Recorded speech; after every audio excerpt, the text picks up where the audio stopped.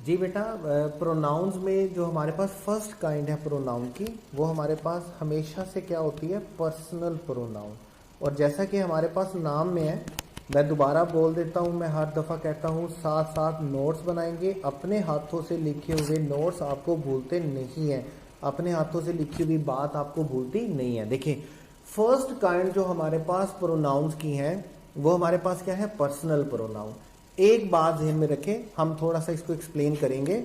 जब भी कोई कम्युनिकेशन हो रही होती है, जब भी किसी तरह की भी कोई कम्युनिकेशन या कन्वर्सेशन हो रही होती है, कोई गुफ्तगू हो रही होती है, किसी भी तरह की, रिटन में हो रही है, ओरल हो रही है, जब भी कोई कम्युनिकेशन या कन्वर्सेशन हो रही होती है, तो हमारे पास तीन पार्टीज इन्वॉल्व होती हैं, जिनको हम पर्सन बोलते हैं। जैसे अभी हमारे पास काइंड में भी लिखा हुआ है पर्सनल प्रोनाउन। तो पर्सनल प्रोनाउन का मतलब क्या है, जब हम लोगों की बात करेंगे, ठीक है, जब हम उनकी बात करेंगे, हम जो कि बात करने वाले हैं, बात सुनने वाले हैं, जिनके बारे में बात की जा रही है, पर्सन्स की जब हम बात करेंगे, उनके लिए जो हम प्रोनाउन यूज करते हैं, हम उनको क्या बोलते हैं, पर्सनल प्रोनाउन। देखिए, जब भी कोई कम्युनिकेशन हो रही होती है, जब भी कोई कन्वर्सेशन हो रही है, तो तीन पर्सन इन्वॉल्व होते हैं। यू कैन से तीन पार्टीज इन्वॉल्व होती हैं, यू कैन से तीन लोग इन्वॉल्व होते हैं। पहले लोग, पहला, सबसे पहला कौन सा होता है, पहले सबसे पहले पार्टी, सबसे पहला पर्सन कौन सा होता है, जो बात कर रहा होता है, जो स्पीकर होता है। सेकंड हमारे पास वो होता है जो बात सुन रहा होता है, ठीक है, सेकंड पार्टी, सेकंड पर्सन वो होता है जो हमारे पास बात सुन रहा होता है। और थर्ड बंदा, थर्ड पार्टी, थर्ड चीज वो होती है जिसके बारे में बात की जा रही होती है। About home something is said और समथिंग इज टोल्ड, जिसके बारे में कुछ कहा जा रहा हो, जिसके बारे में कुछ कहा जा रहा हो, या जिसके बारे में बात की जा रही हो। लाइक अभी देखिए, मैं बोल रहा हूं, आप सब लोग सुन रहे हैं, तो मैं फर्स्ट पर्सन हूं, यानी कि मैं स्पीकर हूं, आप सेकंड पर्सन हो, मतलब आप लिसनर हो।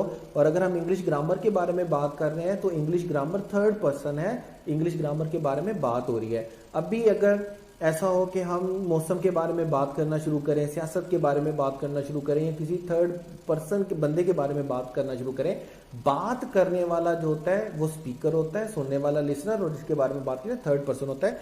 इंग्लिश में हम इसको स्पीकर लिसनर के नाम से नहीं जानते हैं। इंग्लिश में हम इसको किसके नाम से जानते हैं, इंग्लिश में हम इसको जानते हैं फर्स्ट पर्सन, ठीक है, और दूसरा लिसनर को हम किस नाम से जानते हैं, सेकंड पर्सन, और जिसके बारे में कुछ भी बात की जा रही होती है, हम उसको बेटे किस नाम से जानते हैं, थर्ड पर्सन।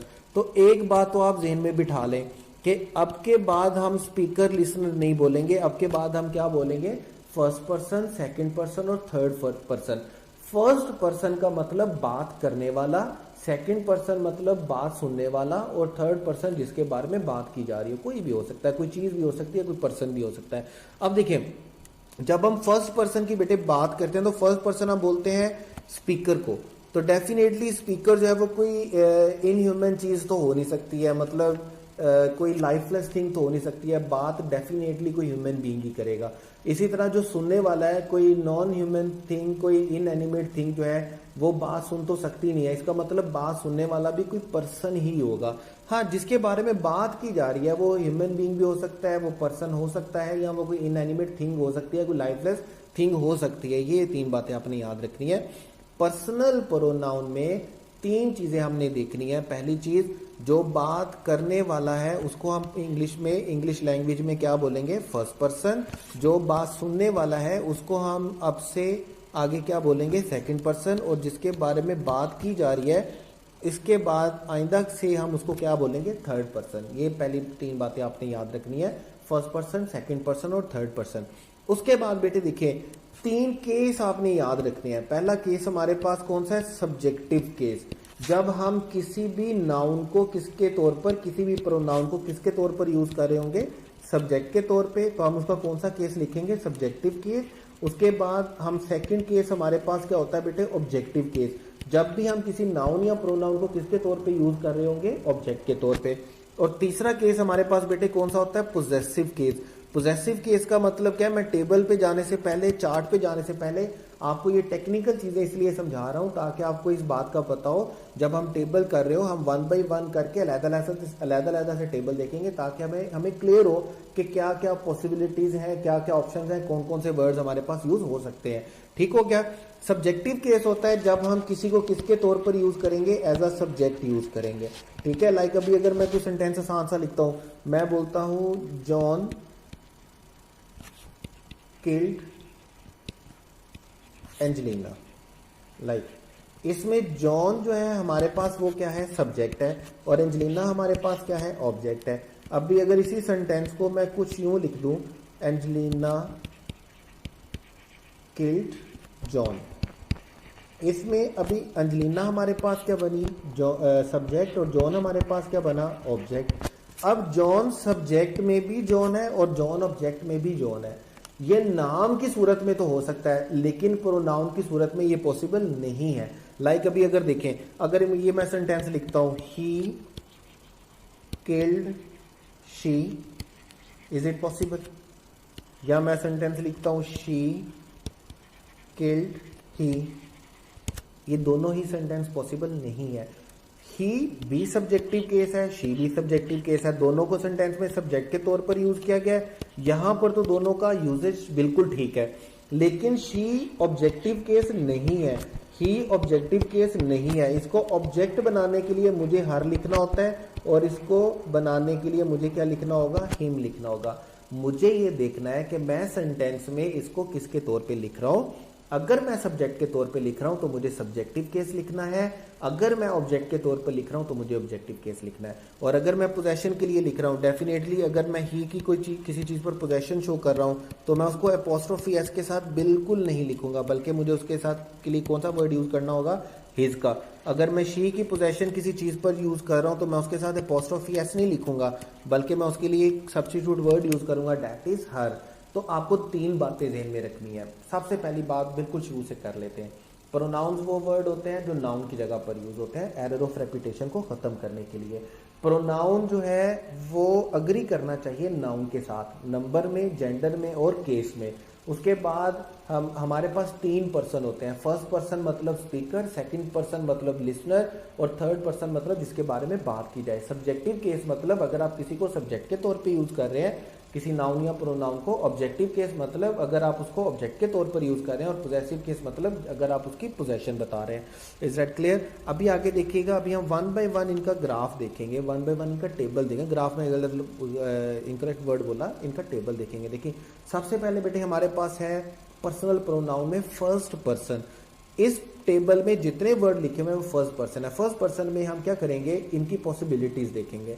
देखिए फर्स्ट पर्सन में 2 पॉसिबिलिटीज हैं नंबर के लिहाज से, सिंगुलर भी हो सकता है, प्लूरल भी हो सकता है। अभी जैसे मैं बात करने वाला एक हूं तो मैं सिंगुलर हूं, अगर बात करने वाले एक से ज्यादा होंगे तो डेफिनेटली वो क्या होंगे, प्लूरल होंगे। हमें 3 चीजें देखनी है, हमें केस भी देखना है, हमें नंबर भी देखना है और हमें जेंडर भी देखना है। अब फर्स्ट पर्सन के लिए नंबर के एतबार से जो पॉसिबिलिटीज बनती हैं वो 2 बनती हैं। ये पहली पॉसिबिलिटी डेफिनेटली क्या बनती है कि वो सिंगुलर हो सकता है, सेकंड पॉसिबिलिटी वो क्या बनती है कि वो प्लूरल हो सकता है।